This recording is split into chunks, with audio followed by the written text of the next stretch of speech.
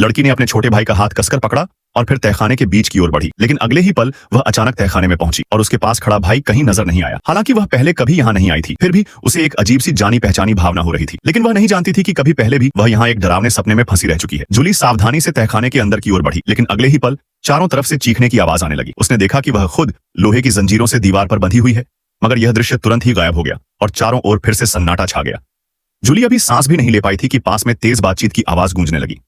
मुड़कर देखा तो एक बूढ़ा आदमी दीवार से बंधा था और हैरानी की बात यह थी कि यह वही बुजुर्ग था जिससे पहले थानेदार मिला था। जूली को कुछ समझ नहीं आया, लेकिन उसने रस्सी उठाकर कुएं में फेंक दी।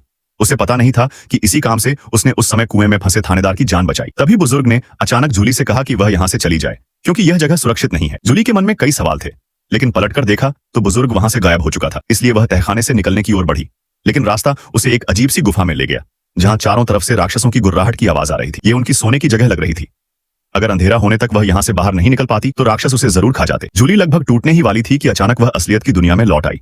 असल में वह अभी तक बेहोश थी और तभी उपथानेदार और बाकी लोगों ने उसे खंडहर से बाहर निकाला। तब जाकर उसकी होश में वापसी हुई। यहाँ का संकट तो अभी टल गया था, लेकिन सुरक्षित घर में अफरा तफरी मच गई थी, क्योंकि फातिमा पर एक बुजुर्ग की हत्या का शक था और वह गायब हो गई थी। गांव वाले बहुत डर गए थे।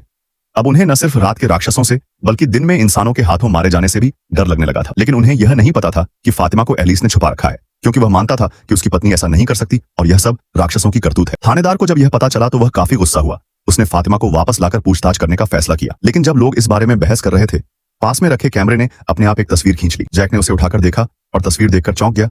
लगता था कि हवेली की औरत ने फिर कोई आदेश दिया है। जैक जल्दी से अस्पताल पहुंचा, चुपके से एक सिरिंज और ड्रिप सेट उठा लाया और घर आकर आदेश के अनुसार अपना खून निकालने लगा। लेकिन जैसे ही वह खून निकाल रहा था, कैमरे ने फिर से अपने आप एक तस्वीर ले ली। इस बार तस्वीर में वह लकड़ी का घर था जहां फातिमा मौजूद थी।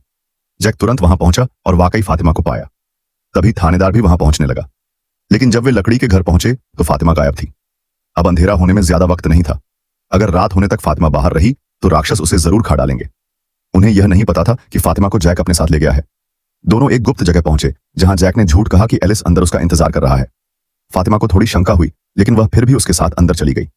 अंदर पहुंचकर उसे एहसास हुआ कि एलिस वहां नहीं है। वह तुरंत वापस घर लौटना चाहती थी, लेकिन जैक ने उसे रोक लिया। उसने कहा कि फातिमा को यहीं रहना होगा, क्योंकि सिर्फ यही जगह उसके पेट में पल रहे बच्चे को बचा सकती है। यह सुनकर फातिमा डर गई, क्योंकि जांच में साफ हो चुका था कि वह गर्भवती नहीं है। मगर जैक को पूरा यकीन था कि उसके पेट में बच्चा है और उसने उसे बाहर जाने से रोका। इसी दौरान फातिमा के पेट में अचानक दर्द होने लगा। फिर भी वह जैसे तैसे तहखाने से बाहर निकलना चाहती थी, लेकिन जैक ने उसे खींचकर वापस अंदर ला दिया।